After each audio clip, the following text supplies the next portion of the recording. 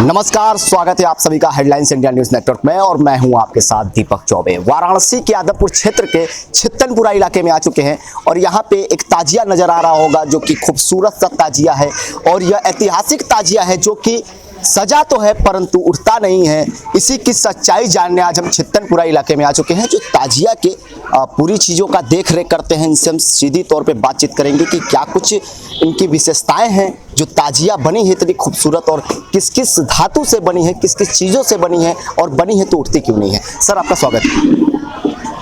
जी, हमारा नाम खलील अंसारी। ये 1971 में हमारे वालिद साहब ने बनाया था। हमारे पिताजी ने 2 साल में कड़ी मशक्क़त के बाद और उन्होंने जो भी इसमें काम किया, कोई लेबर मिस्त्री वगैरह काम नहीं, ये खुद अपने हाथ से करते थे और परिवार के लड़कों को लेकर काम कराते। तो 2 साल के बाद 1971 में पहली बार ताजिया बैठा। तो उस ज़माने में कोई ताजिया नगीने का नहीं था। उन्होंने कुछ ऐसा ख्वाब में देखा था, इसके आधार पर उन्होंने बताया कि हम वैसा ही ताजिया तैयार करेंगे। उन्होंने बनाया, 71 में ताजिया बैठाया गया। 71 से ये सिलसिला चला रहा है। इसमें धातु, लकड़ी, शीशा और कीमती कुछ नग वगैरह शामिल हैं। उस ज़माने में कोई शीशा और नग का ताजिया नहीं था और डिजाइनर वो खुद भी थे। इसमें जितनी जाल वगैरह बारीक कटी हुई है सब उनके हाथ की बनी हुई है, उन्हीं की हाथ की सारी चीज़ है। और बाकी हम लोग हेल्पर सिर्फ थे, हेल्पर के तौर पर उनके दिशा निर्देश के अनुसार हम लोग काम करते थे। अच्छा, ये ऐतिहासिक ताजिया माना जाता है, सजा है, धजा है, सारी चीजें हैं, मुहर्रम का दिन भी चल रहा है परंतु उठता नहीं है, क्यों नहीं उठता? उठता था, ये 15-16 साल से नहीं उठ रहा है। क्या कारण है? कारण है कि भीड़ भाड़ बहुत ज़्यादा है और जब हम ताजिया लेके चलते हैं तो हमारे साथ सब लोग होना चाहते हैं, हम लोग काबू नहीं कर पाते पब्लिक को। ऐसा भी बताया जाता है कि भारी होने के कारण नहीं, ऐसा कुछ नहीं। ताजिया तो आज भी हम उठा सकते हैं और ना ऐसा कोई कमज़ोर हुई है ताजिया अब तक कि हम उठा ना सकें। अच्छा, 2 साल कोरोना जैसी महामारी थी, उसके बाद से ताजिया वगैरह बनने लगा और उठ रहा है, कैसा लग रहा है आपको और क्या कुछ बदलाव दिख रहा है इस बार? बदलाव तो बस फिर पहले जैसा तो है, जैसे पहले था कोरोना काल के बाद वैसा अब है। आज जो मुहर्रम है वो क्यों मनाया जाता है?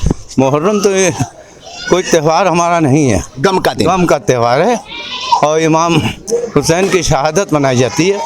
उन्होंने सच्चाई के लिए, दीन के लिए, इस्लाम के लिए शहीद हुए और उसमें यजीद हारा और ये अपनी कुर्बानी दे के भी जीत गए, हार के भी जीत गए ये, और वो जीत कर भी हार गया। तो ताजिया भी उठाया जाता है, इसकी भी क्या विशेषताएं? ताजिया तो उनके याद में सिर्फ उठाया जाता है।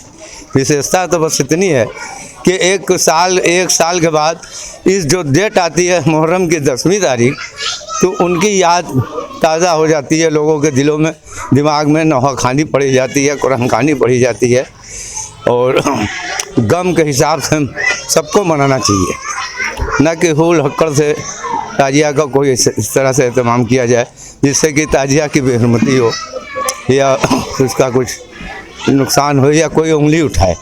इस तरह का कोई काम नहीं होना चाहिए। काम होना चाहिए कि जो सबको पसंद हो। अच्छा, लगभग कितने किलो की ये ताजिया हो? किलो को देखिए, कोई वजन वेट तो किया नहीं गया, मगर ये है कि ये उठ के बराबर गया। 15-16 साल से नहीं जाता था और उसमें कोई दिक्कत नहीं है। बस 15-16 साल से नहीं? बस।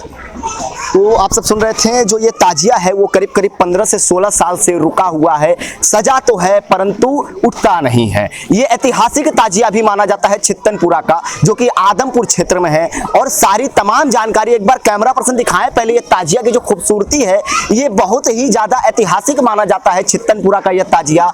और अब 2 साल बाद जब मुहर्रम के दिनों में ताजिया उठने लगते हैं तो सवाल ये खड़ा हो जाता है कि छित्तनपुर का यह ताजिया आखिरकार उठा क्यों नहीं। और इसको ही देखने जब ग्राउंड जीरो पे हेडलाइंस की टीम आ चुकी है तो इस ताजिया की जो खूबसूरती है वो एकदम अद्भुत नजर आ रहा है, अकल्पनीय है और कहीं ना कहीं ये देश भर में एक नया संदेश देने का भी काम करेगा, क्योंकि ताजिया बनी है पर उठा नहीं है। अब ये देखना महत्वपूर्ण हो जाता है कि जब कोरोना काल खत्म हुआ तो उसमें ताजिया जो है उसको उठाया जाता है और कहीं ना कहीं गम का दिन भी माना जाता है मुहर्रम, और पैगंबर साहब के जो थे उनके वजह से सारी ये तामझाम देखी जाती है। वाराणसी से दीपक चौबे, कैमरा पर्सन कुलदीप के साथ, हेडलाइंस इंडिया।